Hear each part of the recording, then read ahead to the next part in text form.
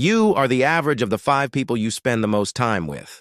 I'm sure you've heard this saying before, but what does it really mean? There's no way to measure or track who you're spending your time with, so it's hard to really know if this is true or not.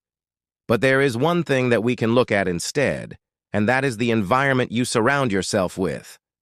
After all, where you go, who you meet, and what you do is all based on your environment. And chances are, if you hang out with the same people often enough, you'll become like them. That's why when you start looking around you, you'll realize that your environment actually shapes your success in 3 ways: your friends, social media, and habits. So here are the 3 reasons why your environment shapes your success. Number 1, your friends.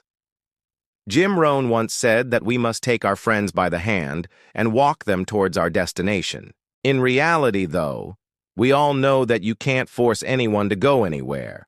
And even if you did, that doesn't guarantee that they'd stay there. It's kind of like bringing your friends to the gym with you.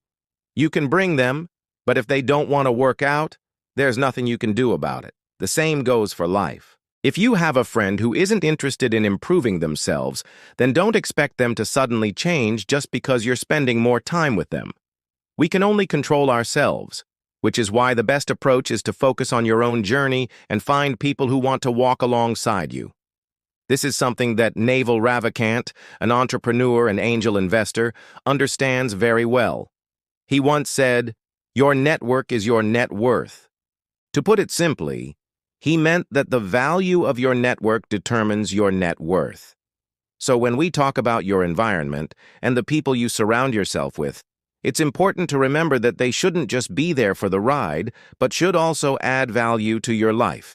Of course, this doesn't mean that you should drop your old friends just because they're not helping you grow. Instead, try to make new friends who share similar interests and goals. That way, you'll have a group of people who can support each other along the way. For example, if you decide to start working out more, then try to make friends who also enjoy working out. That way, you can motivate each other and share tips and tricks to get better results. Or if you're trying to improve your grades, then try to make friends who are also studying. By surrounding yourself with people who are working towards similar goals, you'll be able to push each other to stay focused and motivated.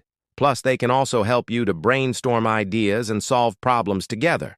After all, 2 heads are better than 1. Number 2, your social media. Have you ever stopped to think about how much time you spend on social media? If you're like most people, then the answer is probably way too much. According to a recent study, the average person spends almost 3 hours a day on social media. That's almost 1/4 of our entire lives. Now, of course, social media isn't all bad. In fact, it can be a great way to connect with friends and family or to learn new things. But like anything in life, it's all about balance. If you're spending too much time on social media, then it can start to negatively affect your life. For example, it can make you feel like you're missing out on real-life experiences. You might start comparing yourself to others and feeling jealous or bitter. Or you might feel like you're wasting your time and not making the most of your potential. Now, I'm not saying that you should delete all of your social media accounts and never use them again, but I do think it's important to be aware of how much time you're spending on them, and to make sure you're not getting too caught up in the online world. One way to do this is to take a break from social media every now and then. This could be for a few days or even just a few hours.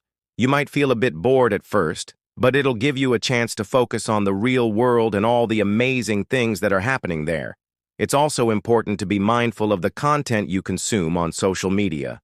Make sure you're following accounts that inspire and motivate you. Unfollow anyone who makes you feel bad about yourself or your life. Remember, you have the power to shape your environment, so use it wisely. If you're unhappy with what you see on your feed, then take some time to curate it. Follow accounts that align with your values and goals. By doing this, you'll create a social media experience that is more positive and uplifting. This will make it more likely that you'll feel inspired and motivated when you log off. Number 3, your habits. Our habits are the building blocks of our daily lives.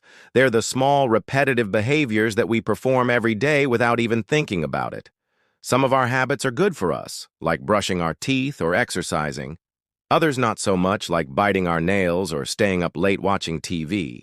Our habits have a profound impact on our lives. They determine whether or not we reach our goals. They shape our relationships, and they define our character.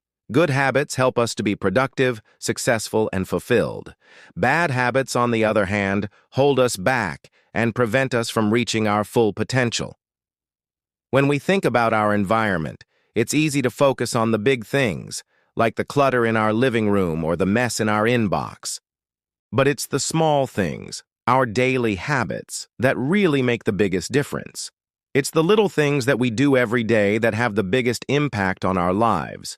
For example, if you want to be successful in your career, then you need to develop good work habits. This means being organized, efficient, and disciplined. On the other hand, if you want to be healthy and fit, then you need to develop good lifestyle habits. This includes eating healthy foods, exercising regularly, and getting enough sleep. Now, I know that developing good habits isn't easy. In fact, it's one of the hardest things we ever do, but it's also one of the most rewarding. When we stick to our habits, we feel a sense of pride and accomplishment. We know that we're becoming the type of person that we want to be. So if you want to improve your life, then start by improving your habits. Develop small, positive habits that will make a big difference over time. And don't worry if you slip up every now and then. It's normal and it's part of the process. Just pick yourself up and keep moving forward. Developing good habits is essential to improving your life. So start today and see how much of a difference it makes. We hope these tips have given you some insight into how your environment can shape your success. Remember that you have the power to control your environment. So use it to your advantage. Surrounding yourself with positive influences will help you to be the best version of yourself. Thanks for watching. Don't forget to subscribe so you can join us back here for more videos like this one.